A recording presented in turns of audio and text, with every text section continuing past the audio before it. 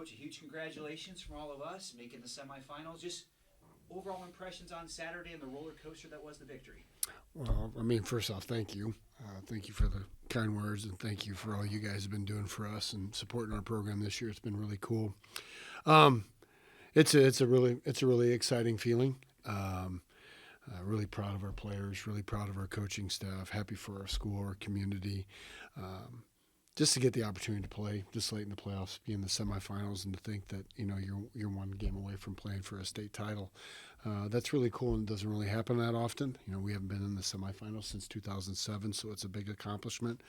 And really proud of our kids and our coaching staff based on how the game went on Saturday. The ups and the downs, the way we were able to respond and kind of rally back after really kind of maybe struggling a little bit emotionally, and to play maybe one of the best halves of football that we played all year. So excited, just feel blessed to be a part of it and get to spend another week on the practice field with our group of young men, our coaching staff. Before we get into this coming Saturday, 2007, last time Normal Community in the semifinals, maybe talk about the memories of 2005, 06, 07, just the great run that Ironman football had at that time. It's funny when you think about those runs, and I was fortunate enough to be on staff here in 05, 06, 07 with Coach Vanderbilt and Coach Temples. You really remember just the time that you got to spend together in the practice field in the locker room. Those are the things that stick. I can't remember a ton from the game, but there's a lot of similarities. It's you got to have a team that knows how to prepare and practice well week to week, and stays consistent with their approach. Coaching staffs that stay consistent with their message and stay positive and don't sway away from that no matter what. It was a really cool and exciting time. We won some tough games on the road in the playoffs those years, and we were able to, fortunate enough, to have long runs. And we're on a nice long run this year, and we hope we can extend it for another week to keep this group of people together for another week after this. But it's going to be obviously a tremendous challenge to go on the road and win. So. Like you just mentioned, the Ironmen make their first semifinals appearance since 2007 when you were an assistant coach under Hud Vanderbilt. What does it mean to see the Iron back in the IHSA semis? Well, I think, Zach, what it means is it's a sense of accomplishment, and you feel like all the different things that you did starting in January up to this point have come to pay off. I mean, you think about it as a group, we spent at a minimum of 3 days a week together since January. So it's a group that spent a lot of time together in the weight room, in the practice field, playing paintball, doing fun things. And it's exciting to feel like it gives some validation to your approach and how you prepare and do things in the off season and throughout the year. But more than anything, I think it's a credit to our assistant coaches and our players and how they go about things and conveying that similar message and developing strong relationships that allow them to coach in the correct way. And I like to think that it's a result of the way we do things, not just the fact that we got good players. And back in 2007, you were that assistant. So how has your experience as an assistant on teams that made deep playoff runs prepared you to lead the Iron into this week's game? Well, it's just different because back in those days, I just had to worry about my position of coaching the wide receivers and maybe helping out the DBs and whatever else Coach Vanderbilt needed me to do. Now you're just looking at it from just a completely big picture, making sure that, which they do, our defensive staff is ready to go and prepared. Not that I have to worry about that because Coach Lowe does an amazing job. Making sure offensively we're ready to go again. I don't feel like I have to worry. Coach Messina, our offensive coordinator, does an amazing job.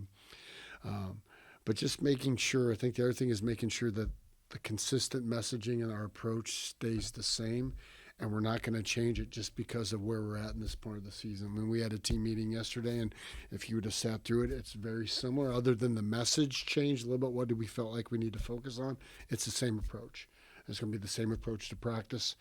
We're not talking about the next step, or we haven't talked about the next step all year. And so I think when you're a head coach, you're definitely much more looking at the big picture, but also reminding that we need to make sure we find time to enjoy this opportunity, enjoy this experience. I mean, we want to win and we want to play well and we want to advance, but we also want to make sure that we enjoy this unique opportunity that we get as well. So you were up 14 minutes into the first quarter, and then we didn't score again until the first play of the third. After that, the second half was just all Iron. Community scored 31 points, and the Rams didn't score at all.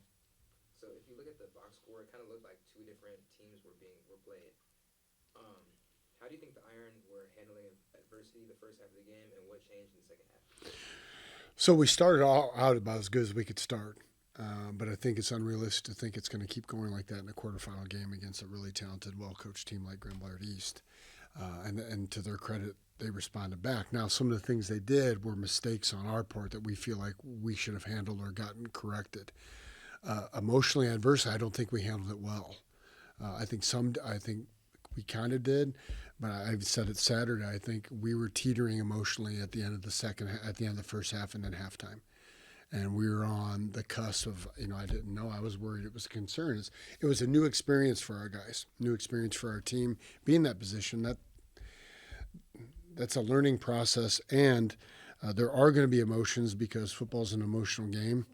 And you're going to be emotional because it means a lot to you. And so I don't think we handled it well emotionally, but from halftime on, I feel like our coaching staff, our leaders did a great job of staying positive, staying calm, and getting back on point in messages, doing what we do, which I feel like allowed us to play maybe one of our best halves in the second half. And that's player and coach driven because we really kind of calmed down, took some deep breaths, and rallied to play really well. Switching to the upcoming game, so Downers Grove is 10-2, but their only 2 losses were to York and LaGrange Lions, 8A teams that were successful in this year's playoffs. What advantage does facing these quality 8A opponents this season offer Downers Grove? Well, I think if you look at their schedule, who they play all year long, week to week, they're playing really, really good 7A or 8A teams. And not only those 2 games that they lost, they were in those games to win, and they beat some other teams throughout the year. And even in the postseason, I mean, they had to win at Hersey, who was a highly ranked, really an exceptional 7A team, and then they had to win on the road at Lincoln Way West in the quarterfinals. So they're a battle-tested, physical team, is playing with a lot of confidence. They're extremely well coached, and I'm sure they don't believe that anybody can beat them right now, as they should, because they're playing a really good brand of football to date. Talk about home field, going on the road, all those things. How big of an advantage is that to have home field, or having to go on the road as a disadvantage?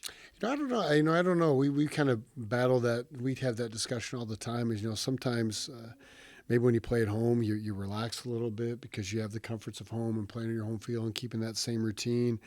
And maybe when you go on the road, a little bit of a road warrior mentality. Kind of us against them. It's just your little group of guys hopping on the yellow bus to go play. So I think it's an advantage for them because I would imagine they're going to have a huge crowd. Their support has always been really good throughout the year. I'm sure we'll travel really good. So, I mean, the travel part will be hard, but I don't feel like it should impact how we play. Now, maybe I'll say something different on Saturday. We're going to have to get used to it because it's going to be loud. It's going to be probably the loudest crowd, the biggest road crowd we played in front of. So I think that could be definitely to their advantage.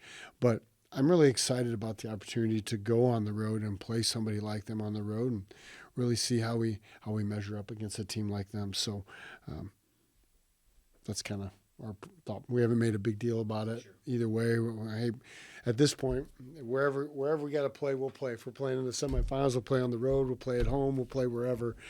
Just excited for that opportunity to play in the semifinals. Talk a little about the support you've gotten from the Normal Community fan base, what you saw on Saturday, and then what you're going to expect to see coming out this coming Saturday. Yeah, it's I